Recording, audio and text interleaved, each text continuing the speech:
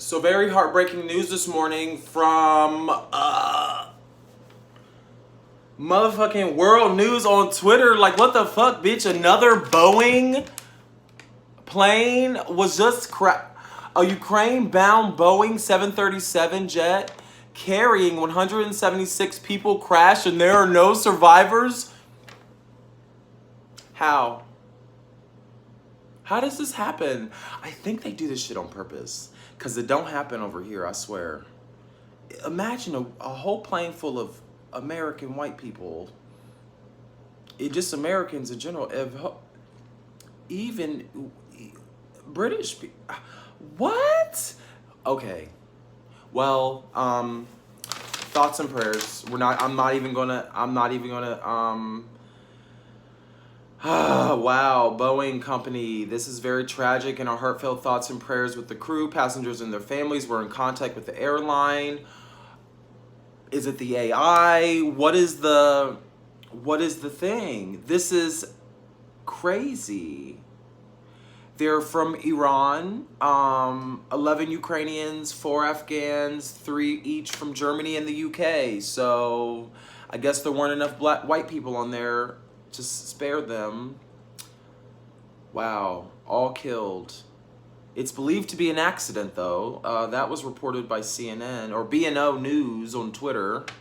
I don't even know who the hell that is. Breaking news from America and around the world. I don't know. We gotta check our sources these days. I'm like, I have no idea who the fuck B&O News is. But I'm Devon, and you're watching Talk With You. I just got off the phone. And I was going to record this video, and I have a hook. The hook is going to be funny. Well, it's supposed to be funny, and now I'm looking at this really weird thing, and I don't know who B&O News is, but I could buy a very nice website just like this and plug and play just as easily. We're going to go down to so this is how you check your news sources. So I'm going to the website, I'm going to scroll to the bottom, and I'm going to go to Contact Us just to see, are there any faces, people, names, anything. Oh, look at that. The Netherlands. So not American news. What the hell? The mailing address is in the Netherlands? What, bitch? B&O News? Get the hell out of here, girl. Don't have time for that. They kill me with this kind of stuff. So I'm sure the Netherlands are great. I'm sure it's fun there, but it's not going to suffice when it comes to the news here because y'all wildin'. Like, we don't be paying attention enough. That's why I had to come on and make a YouTube channel, because I'm like, my people are out here floundering. We're dumb. We're dumb as hell. We need help. The American school system, but I went through the same school system, so we all learn the same thing. We all know the same thing. We're all smart enough. So I want you to follow me here real quick. We're gonna get this centered here. So, where's my pointer? Here's a pointer. So, hey, follow me real fast. If you're not being serious, you could say, I am not being serial, or as South Park would say, super serial. And then, also, you could say, you're capping, or Cap'n Crunch, which is just an abbreviation which Cap'n is an abbreviation for Cap'n Crunch, apparently. Learned this on TikTok, I don't know. And therefore, since Cap'n Crunch is cereal, Cap'n Crunch is cereal. So by that logic, if Cap'n Crunch is cereal, no, I think I just tore my whole thing off. Gosh. Therefore, by that logic, not being cereal is the same thing as not being serious. So I know what you're asking.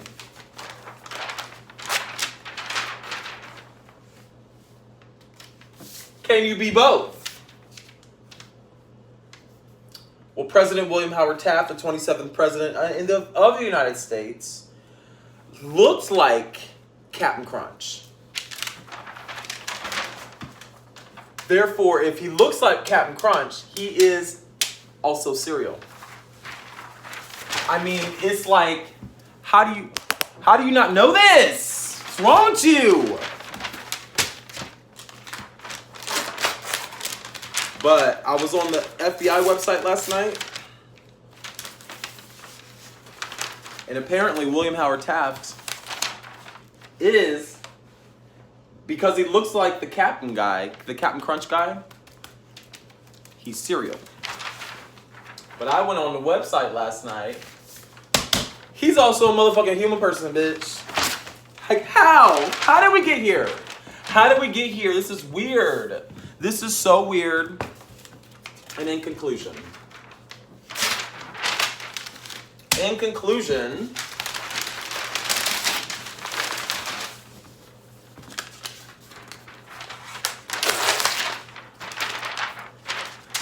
here are the 3 reasons why William Howard Taft is cereal. He was stuck in a bathtub. I think he was also the governor of Ohio, so there's literally a Taft Road. He was stuck in a bathtub. A bathtub is nothing but a big old bowl of cereal. Case closed. I'm done. So, thank you so much for watching. Today we are going to dive in to some more information about, this is going to be a part 2 to what I was talking about yesterday.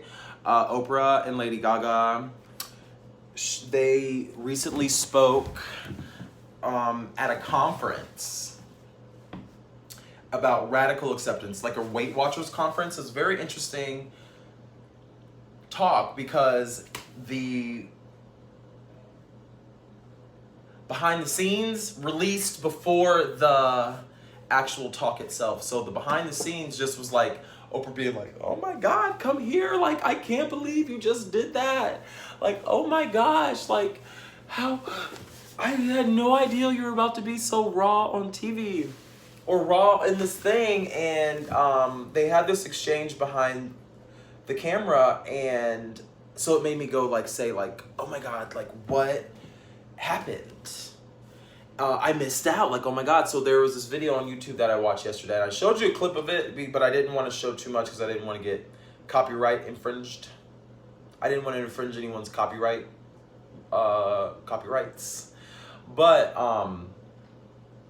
basically Lady Gaga said that due to a sexual assault perpetuated by somebody that she knew, she felt disempowered to report a sexual assault, and therefore, because she did not resolve it, it ate away at her, and until she went to resolve it through the legal process and in court, or through a deposition that was probably being prepared for court,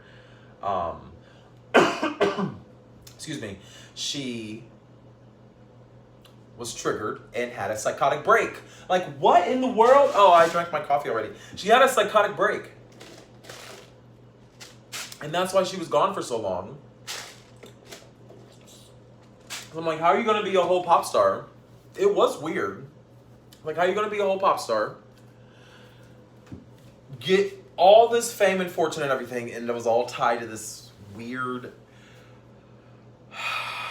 Wow, 2020. It's just like, you can tell that the world is changing because those energies of death and destruction and sexual assault, like, for some reason, everybody is like, I'm done. Like, we're not doing this no more. And I speak out, even if I lose everything, even if I never get another penny ever again, I quit. And I love this about Lady Gaga. I love her attitude about standing up and taking a bad situation, which also included having fibromyalgia, which is the craziest thing. A bad situation, and she turned lemon and made lemonade out of it because she started a foundation, the Born This Way Foundation, and all this kind of stuff. And now she's out advocating for mental health, specifically mental health related to cognitive behavioral therapy and dialectal behavioral therapy, DBT therapy, and all that kind of stuff. Because she benefited from this concept called radical acceptance. It's just so weird. It's such a weird concept, but it's basically, oh my God, I wrote it down. I remembered what I was going to say.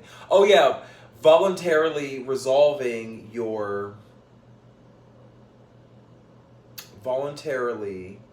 choosing to deal with your mental health issues. But it's like through recognizing like how the emotions flow through your body and accepting that you are a empathic being. Like your purpose is to feel. And sometimes your feelings are so intense that you have to figure out a way to find balance. And Lady Gaga, unfortunately, was forced to find balance because you are a feeling being. So if the feelings are too intense and you don't address them, they will be addressed, whether you are conscious or not. And Lady Gaga, unfortunately, was not conscious for her enlightenment. But no one's path is wrong. She had to go through it. She talks about her experience like it was a gift from God. And I agree. Like, sometimes things are gifts from God. And sometimes they are not gifts from God, and you just have to fucking cope with them. And that is radical acceptance. That is that thing. I've like felt like my eye was like lazy or something. Hopefully it's not. Oh my God. Anyway, maybe if I had this closer to me, I wouldn't feel so insecure about my eyes. But anyway, radical acceptance. How do you find that balance? That balance is hard to find. It really is. I can't find it. Oh, here are my pants from Macy's. Oh my God, I look so great. I look great. Too much booty in the pants. Too much booty in the pants. So I got some new pants from Macy's. And I forget what brand they are, but they were on sale. And this Henley I got on sale as well. So we're just gonna be a model right now with my video here. But yeah, this is my new Henley. I got it from Macy's. Very cheap. Love it. It's so soft. I'm like, the fabric is, it's like a baby blanket. It's literally like a baby blanket, but not the felt kind. Like it feels like the surface, you know those, it feels like the surface of like a baby, like a baby sheet or something. Very soft, like very, very soft. These pants, I love these pants. Because, first of all, but no, they're stretch. Sorry, Like, I couldn't quite hear you. oh, not, I didn't need, no. Oh, I said, no. But they're stretchy, as you can see. So, I can do a lot with them. And they're athletic pants, but they also look like khakis. And they look and feel like khakis, but they're stretchy. And these are new Nike Shocks from Marshalls. Because I'm cheap. But it's no, because I have to wear them to work and I draw blood and I can't buy anything over $50. Because the moment I do, I'll put blood on them. It's so weird. Like, literally, I got a new pair of boots, like a very nice pair of boots. Wore them to work once, and of course that was the day that I dropped blood. I didn't drop blood on them, but had my foot been shifted 2 inches to the left or something, or the right, whatever, I would have got blood on it. I'm like, this is the day? This would have been the day that I dropped blood on my foot? After 2 years of doing this fucking thing? That would be the day? So I was like, you know what?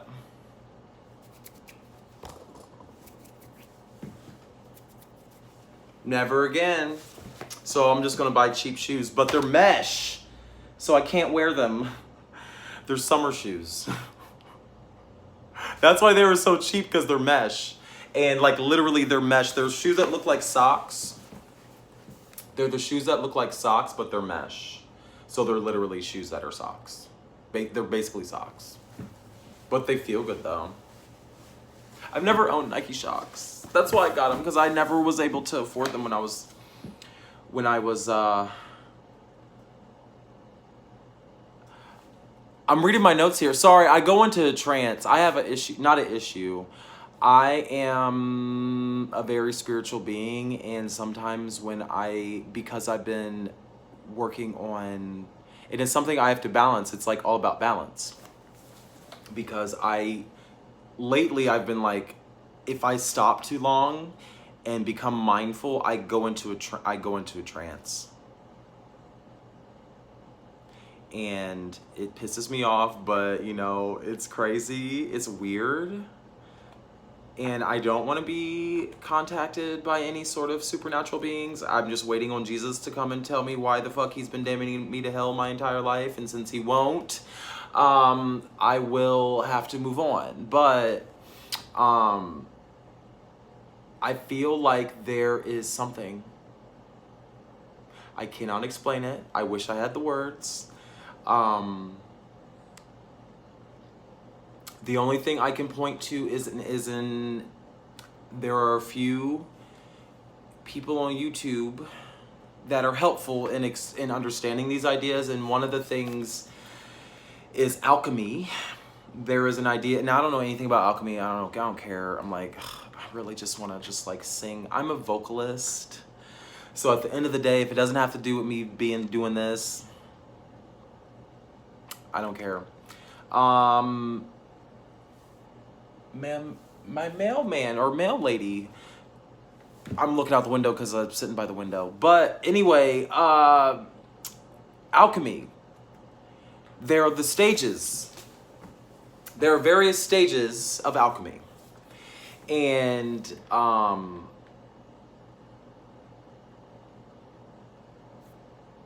solid, gas, liquid, there are various states of every chemical. So basically I learned from alchemy, and this episode's not about alchemy because I don't know anything about it. Because it's like technical, it's like a thing. It's like a whole thing, and it's like, people call it pseudoscience, people call it fake, people call it real, people call it supernatural. Like, I just know it's a lot. And I just know that I took chemistry in high school, and now I'm 31. So it's like the disconnect. The disconnect though. It's just not here for me. And you know what? I just enrolled in spring semester, so you never know. I might be taking chemistry if they don't just let me graduate. That's what I'm hoping. It's just like, you have enough credits, just graduate, it's fine. Like, you just pay your money and go, and you don't owe any money because you work here. But there are levels to alchemy. Alchemy includes soul development as well. So it's as above, so below. This whole idea that every single thing in this universe also exists inside of you, including every metal, every gas, every molecule, all those things, carbon, calcium, gold, zinc, iron, potassium, all those things exist in your body, but they exist in your body in trace amounts, just enough to spark life. And then the rest is gravy. But when you go through this process of learning about alchemy, you also learn that there are esoteric things that you learn about your spirit and the soul. And one of the things that stuck out to me when I learned about alchemy is the informed voice. And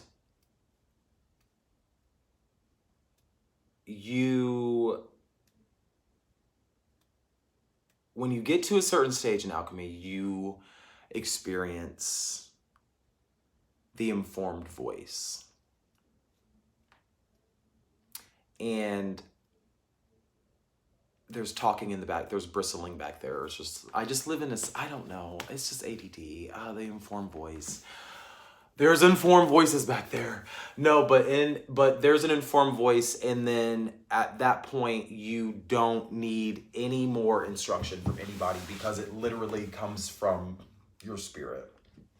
Because you've gone through it's a rite of passage, and you've done the work, and now you have access to the mental realm. You have access to all the thoughts that humans have ever thought, ever. That's just my interpretation. It could be all the beings in the universe. I don't know.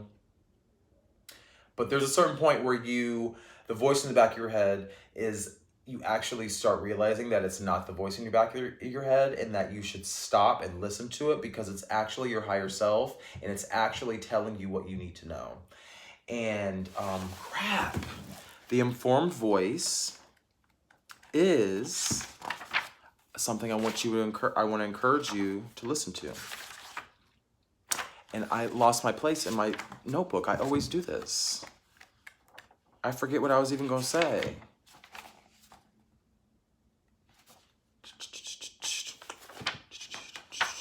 It was all laid out here. It was all nice and everything, but you don't realize I said that yesterday. Nope, said that yesterday. Face go blank. Nope, that's a song. Wow, you're dumb, Devon. You're dumb. I am so sorry. And this has to be live because, oh, there's more. Found it. Okay.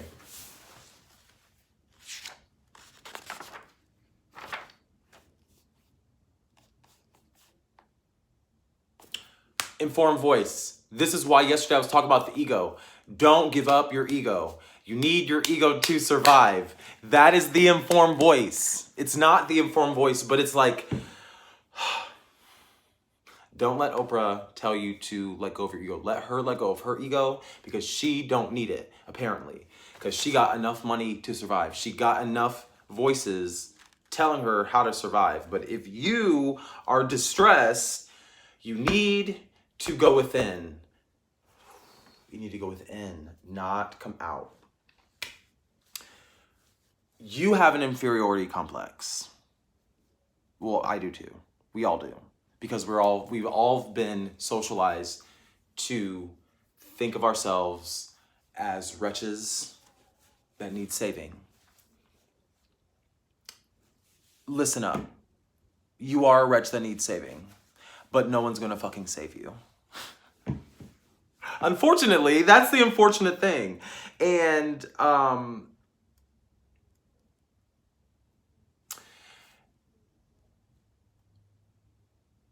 it's a hard truth. It's a very hard truth that you have to stumble upon. But it's all about your disposition, though. It's all about what you do with that information, okay? You have a choice to be unbothered or bothered. As a man, you're socialized to realize that. Very easy. You get your ass up and go to work. A man that doesn't work does not eat, And if you don't, and then there's like the hierarchy of going to work and da-da-da. Like we have all of these social rules that have forced us to make choices that we don't necessarily want to choose. And we do things that we don't want to do in the interest of our survival. But the interest of your survival could change, and your interests are potentially dependent upon something superficial. So why not build your foundation of your life on something firm, like your own mind? This thing that it's just like, even if you do that, like just do that to yourself. Maybe it's just, I'm weird, so it gives me chills when I do that. But, yeah, it gives me goosebumps when I do that. But, yeah, because I've always felt like this. I've always felt like these senses. And people have to train for this. You have to train. I had to remember. It's not training. You have to remember. I had to realize that I'm not crazy, and I never shut the voice off because I couldn't. I had to survive. I was a gay boy. It was a little gay boy. I had to survive. So, and I was adopted and all that kind of stuff, I think that informed voice was always there because I was always like, I'm Gucci, like I'm good. Like I've never had really issues. And now I'm trying to like work through my little weird things, my quirks about myself, but I've never had trauma. I never felt real trauma from being adopted. And I think it was due to the informed voice. I never felt inferior.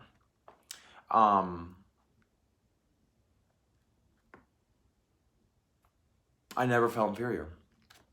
Now, I had trouble coping with momentary lapses of judgment around my self-esteem. But I never actually felt inferior. I never actually was like, you know what? But it did get to a point where I was like, fuck this. And that's all I'm going to say. But you can't compare one situation to another. Also, you have to create a perceptual vantage point. When you evaluate a situation, if you're distressed and you evaluate your mental health and you're like, I don't know what I'm about to do, the first thing you need to do is create a perceptual vantage point. A perceptual vantage point is a place from which you can start. The place from which I encourage you to start are the facts, okay? You need to start from the facts. You need to orient yourself with the facts. What is going on? Who was involved? When did it start?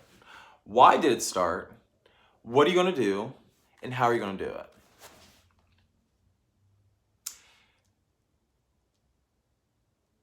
When you start from this vantage point, you elicit help from your personality. And you no longer want to depend on a patchwork of personalities. You want to figure out what that thing is, who you are, what is that channel telling you to do. And it's probably it could be your ancestors, it could be God, I don't know what the voice is, but we all have it. And we can look on brain scans. If we put you in a big old MRI machine and you don't move, and we show you images, I'm a researcher, so I know how this shit works. You sit there and you lay there, and we flash images in front of you to make you not move, and then we evaluate your brain scans on a computer in another room somewhere, probably in like 3 months later. And we find, not me, but the researchers most likely would find, and this is all documented on my blog, you can visit my blog, devon.org, that it's a voice back here, it's neurons back here talking to neurons up here. It's literally it's moving. So the voice in the back of your head is the voice in the back of your head. There is something lighting up back here, and the brain is just the tissue. The brain is the hardware. We know, we can see the movement, but we have no idea what the fuck is going on. We know it moves. We know if we put a probe here, we can reroute it. We know facts. The perceptual vantage point is that we have data. We know our hypothesis is close. There's just people talking back here. What the hell? But there's a garden next door. There's a lot going on. I live in a city, so it's most likely. But as long as it's not my landlord in my backyard, I'm just like, gosh. But you don't want to develop a dependence on a patchwork of personalities. So it is in your best interest to resolve an inferiority complex, because I'm going to tell you a secret. That's what I'm getting closer. I got a word for you. I got a word. I got a testimony. You are greater than the amalgamation. The amalgamation is a mixture, or the combination. But amalgamation is much more precise, because first of all, it sounds very sciencey. Second of all, amalgamation is I just love this. I'm just like getting the sunlight. I'm like a plant, right? I'm just like a flower. Like, I don't know why I'm just naturally sitting like this. But amalgamation is a combination, but it's like a fusion, but like not on the nuclear level. I don't know. I just came up with that definition. Like, come on, Devon. Anyway, you're greater than the amalgamation of your experiences in your life, and you're greater than the amalgamation of interactions with others. You're not your life, and you're not those people, and you're not you are you, and you are those people, but you're not only you, and you're not only those people. It's like you are greater. There's levels, girl. There's levels. And just like Lady Gaga said, we're just gonna have a dance party. Just like Lady Gaga said, if you don't voluntarily figure out what these levels entail, there could be negative consequences. Oh, yeah. There could be negative consequences.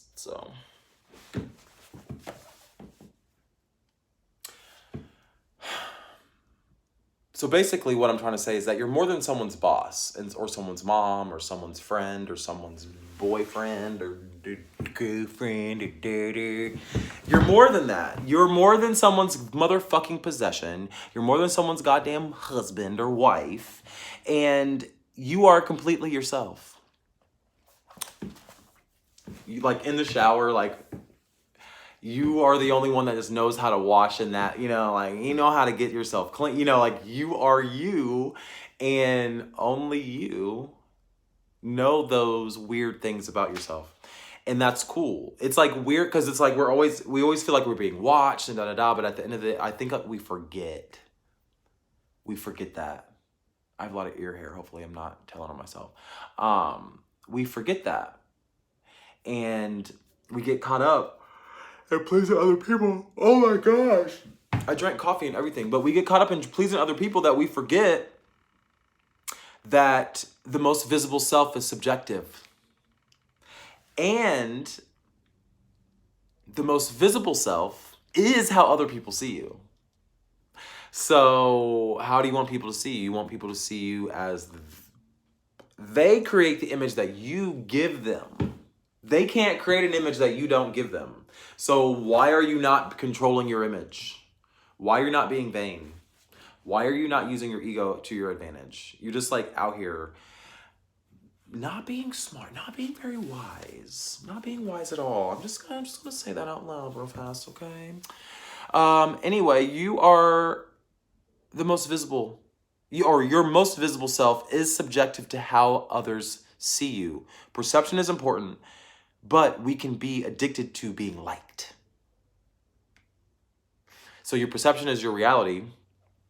If your perception is only you begging to be liked, then that is your only reality. That is not good, and I need to whiten my teeth.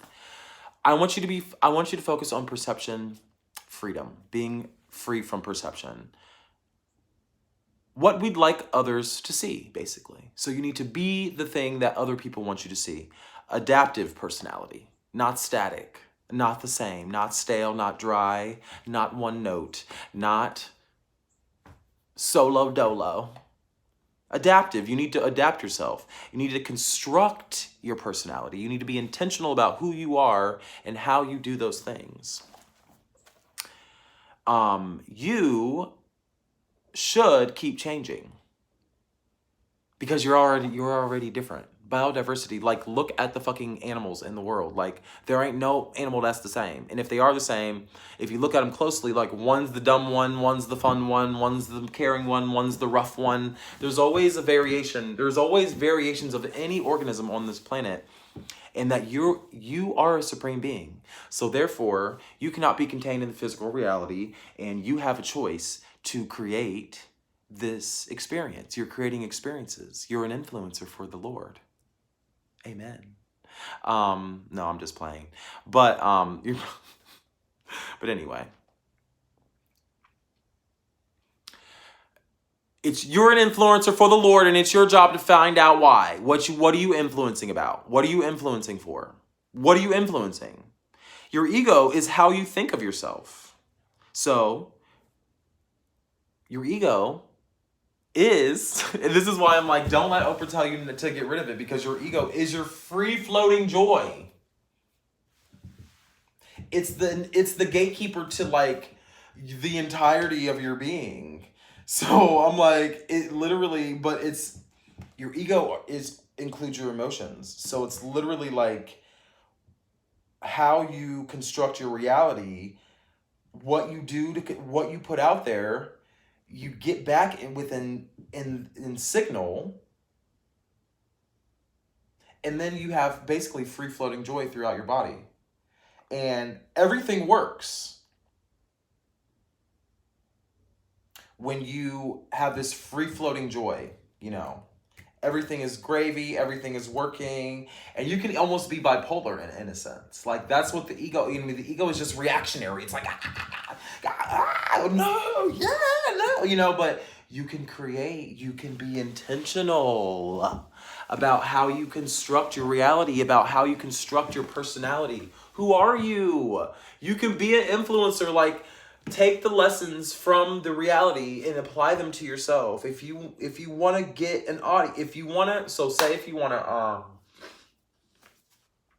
say you want whatever your dream is. How do you achieve that dream? Well, you start from the facts. In order to achieve the dream, I need this. What? Most dreams cost money. Okay, let's start there. So I know I most likely would need money because I would need to live. So how would I do? You start from there, and then not only the logistics, you have to talk about the spiritual part. It's like, okay, I have an anxiety problem that gets me down. Like, if you have data, you can track yourself, you can do whatever, but I have an anxiety problem. How do I resolve my anxiety? How do I prevent spinning out? How do I take care of myself? Or am I taking care of myself? What does that mean? There are very foundational things that you could do that only involve you.